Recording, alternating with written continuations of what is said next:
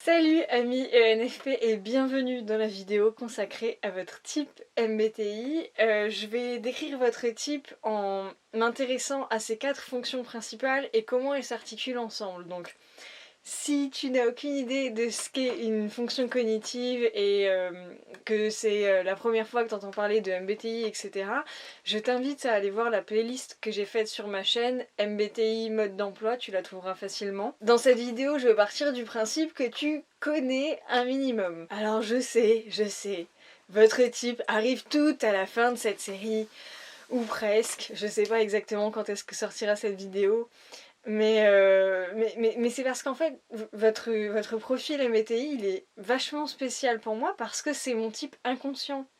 Alors vous le savez peut-être pas, et je pense que je vais faire une vidéo sur le sujet, je sais pas, je suis pas sûre, mais on a tous un type conscient et un type inconscient. Et généralement quand on passe des tests ou quoi, ou quand on donne son type MBTI, on donne le type conscient, nos 4 fonctions conscientes.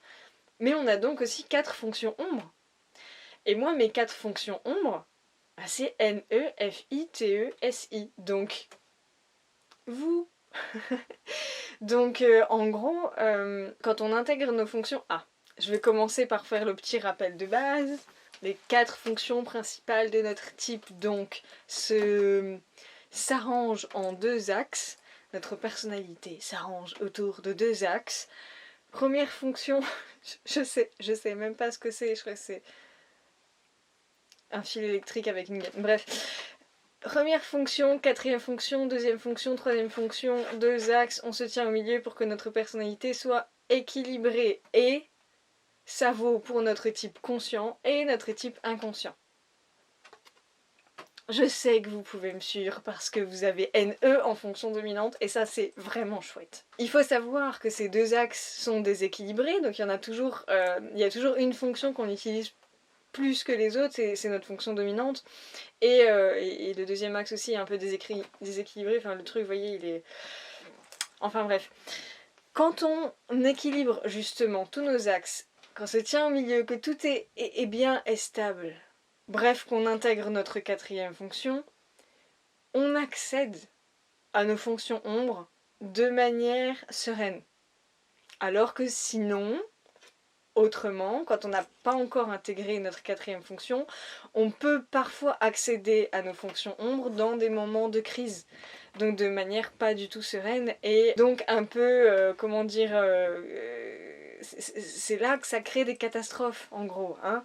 C'est là que tout part en vrille. Non, tout ne part pas toujours en vrille à cause de votre fonction dominante NE, c'est faux, c'est injuste de dire ça. C'est le cliché qu'on vous met sur le dos, mais c'est vraiment pas tout à fait vrai.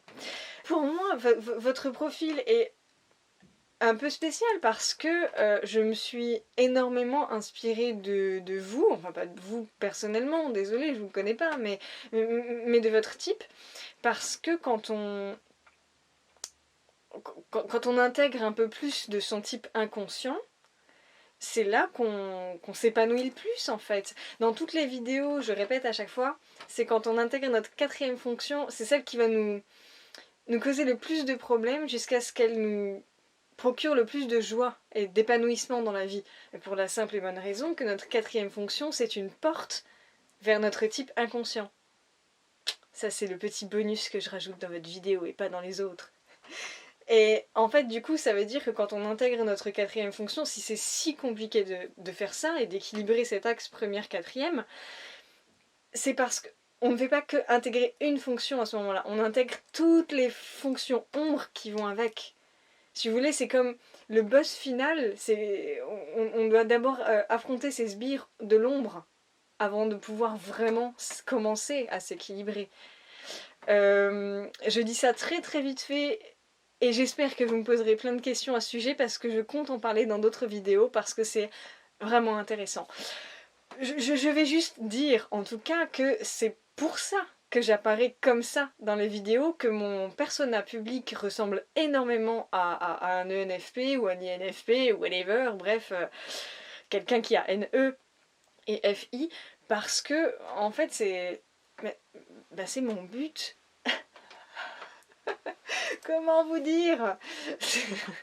Donc vous, peut-être que ça vous inspirerait beaucoup plus si je m'affichais un peu sans masque, sans filtre. Si vous voulez me voir un peu plus sans filtre que d'habitude, d'ailleurs vous pouvez aller regarder la vidéo que j'ai faite sur les ISFP, parce que pour eux, vu que leur fonction dominante c'est FISE et qu'à chaque fois je me plonge dans l'ambiance du type que je décris, pour leur vidéo je me suis plongée dans mon identité à moi perso et dans mon SE, donc vraiment ma spontanéité vulnérable quoi. Donc peut-être que vous, ça vous inspirera à intégrer votre type inconscient de me voir comme ça. Sinon, j'ai le gros masque. Des os, pas des os. Donc, je commence toujours par la quatrième fonction pour remonter jusqu'à la première. La quatrième, c'est la fonction la plus vulnérable. Comme je l'ai déjà dit, c'est celle qui va...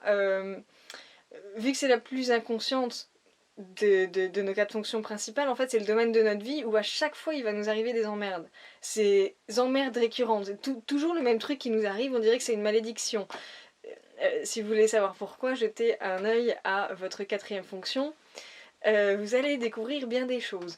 Votre troisième fonction, notre troisième fonction de manière générale, c'est la fonction enfant. Donc en fait, quand on incarne la part de nous-mêmes qui correspond à notre fonction enfant, on a l'impression d'être un vrai adulte. On a l'impression de faire de l'adulting, mais vraiment, on fait ça comme un gamin. Parce que on est dans une forme de tout ou rien, de j'y vais à fond avec ma troisième fonction, ou alors j'y vais pas du tout, et on n'arrive pas trop à prendre la responsabilité de nos actes à ce moment-là.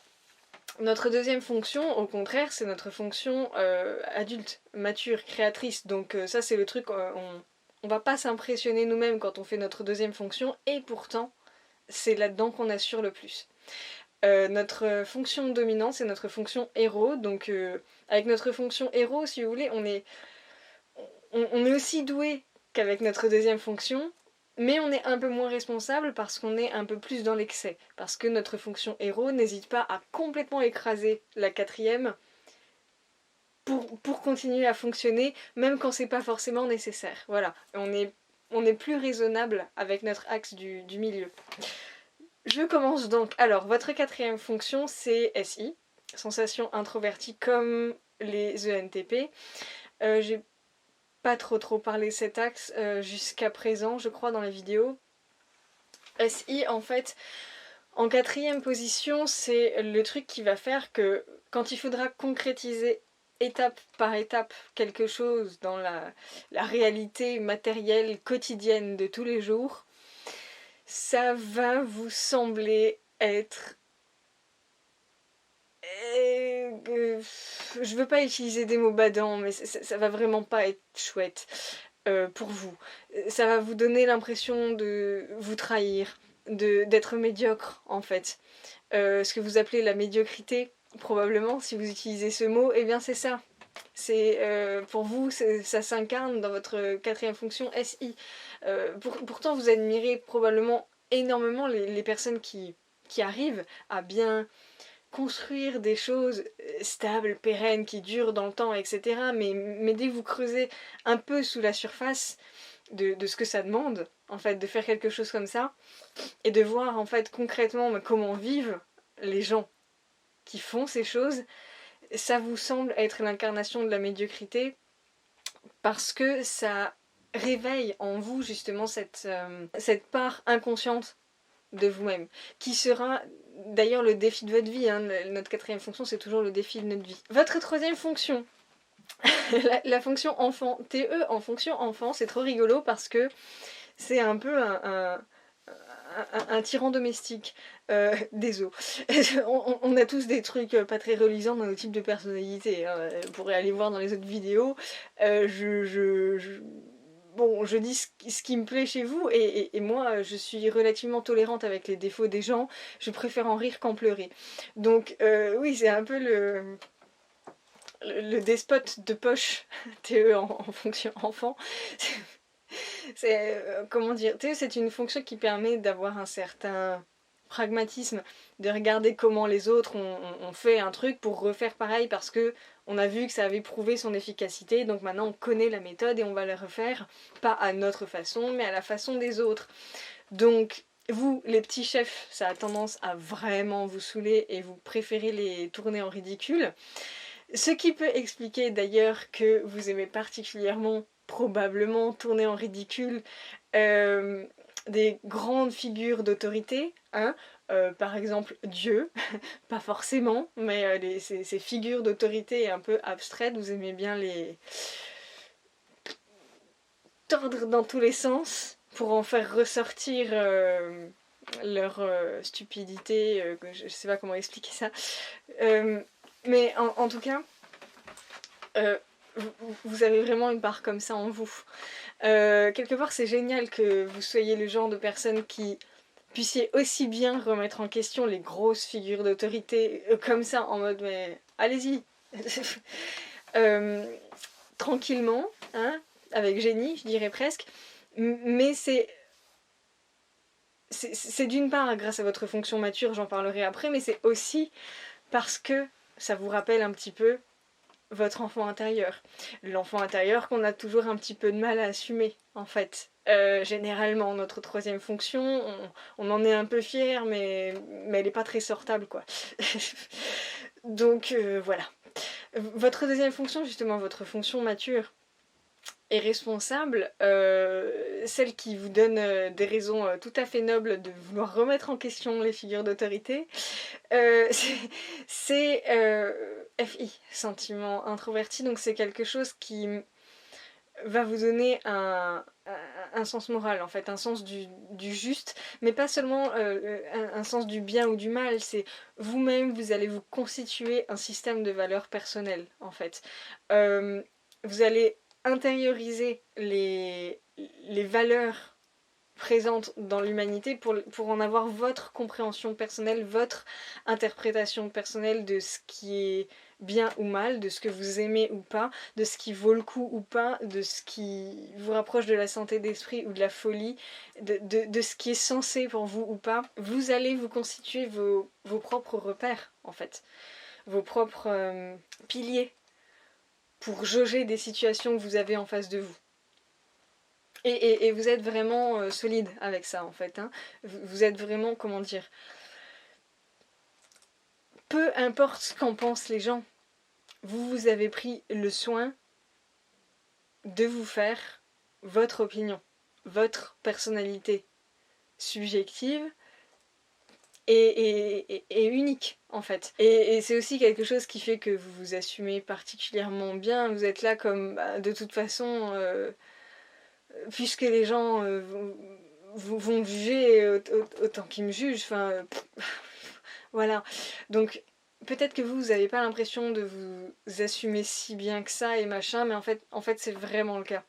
C'est vraiment quelque chose que vous pouvez...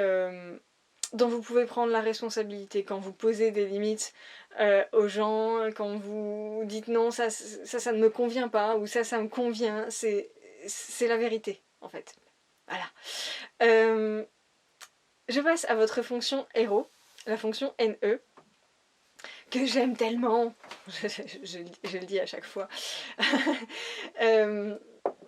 Intuition extravertie, en fait, chez vous, ça va se manifester toujours en lien avec votre FI. Donc, si vous voulez, vous allez avoir un des types de personnalités les moins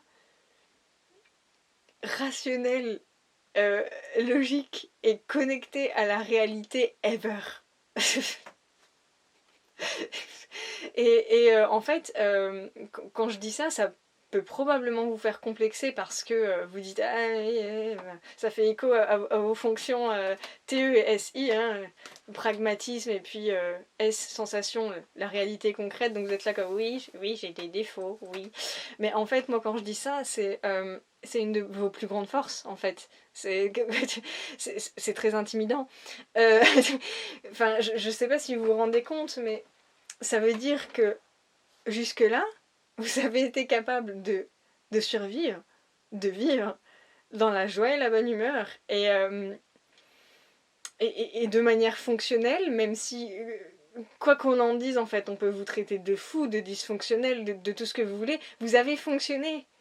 Vous avez fonctionné jusque-là dans le monde réel, sans y être connecté le moins du monde. Enfin, je veux dire, c'est incroyable. Enfin, il y a vraiment une espèce de talent là-dedans, un génie certain à réussir, à exister au sein même d'une réalité sans en avoir conscience. Et je le dis parce qu'on a un petit peu ce point en commun, vous et moi, parce que moi aussi, ma fonction N, elle est en position dominante. Voilà, donc, et vous avez aussi une fonction F en deuxième position. Donc vous et moi, on a ce point commun. Donc je vous le dis à vous comme je peux le dire à moi-même, en fait. N en position dominante et F en deuxième position, on se demande vraiment comment les gens font pour survivre. Ils y arrivent, c'est fou.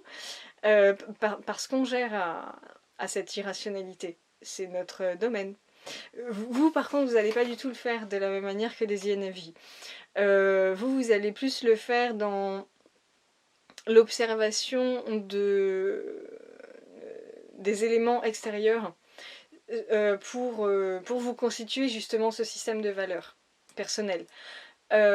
Vous serez toujours votre propre référence en étant bien attentif à tous les systèmes que vous allez voir à l'extérieur de vous, en fait. Ça va ressembler à de l'improvisation. Ça va ressembler à quelque chose de très aléatoire. NE en position dominante avec FI en deuxième, ça va ressembler à quelqu'un qui n'a aucun... comment dire, quelqu'un qui n'a aucun contrôle de rien et sur qui on ne peut pas avoir le contrôle non plus. Ça va ressembler à, oui, à quelque chose qui n'a foutrement aucun sens, l'expression de cette fonction avec FI en deuxième. Et pourtant, c'est pas du tout le cas. Parce que vous êtes dans une espèce de maîtrise quand vous êtes là-dedans. Vous n'êtes pas en train de, comment dire... En fait, ce qui se passe quand vous avez NE en fonction dominante, et je remercie les personnes du Discord qui ont discuté de ça avec moi, c'était très instructif, il y a une forme de relâchement, quelque part, de qui vous êtes.